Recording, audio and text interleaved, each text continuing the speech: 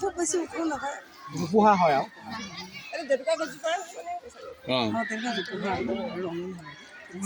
কিবা ক'বলৈ নালাগে নহয় চৰাই ধেমাজি বালিকা উচ্চতৰ মাধ্যমিক বিদ্যালয় সন্মানীয় দায়িত্বত থকা আমাৰ বন্দনা বাইদেউ আৰু বৰবা মাধৱ হাইস্কুলৰ প্ৰধান শিক্ষক বিপিন ডেকা ছাৰ, আমাৰ জয়মপুৰ হাইস্কুলৰ সহকাৰী শিক্ষক আমাৰ হাজং ছাৰ আৰু আপোনালোক আমাৰ ধেমাজি বালিকা উচ্চতৰ মাধ্যমিক বিদ্যালয়ৰ শিক্ষক শিক্ষয়িত্ৰীসকল আজি বাইদেৱে হঠাতে এই অনুষ্ঠানটো চলাবলৈ আহোঁতে এটা চিজিয়াম গছ পুলি মোক ৰুবলৈ দিলে, এইটো মই খুব আনন্দ পাইছোঁ।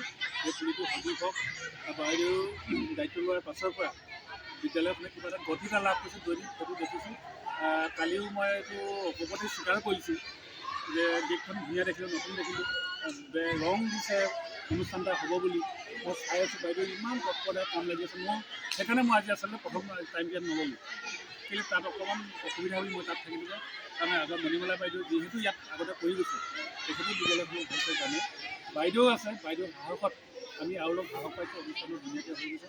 আপোনালোক সকলোৱে লাগি মেলি টিচাৰসকলক ধুনীয়াকৈ আপ্যায়িত কৰিছে, ছাত্ৰ ছাত্ৰীসকলে গৈছে।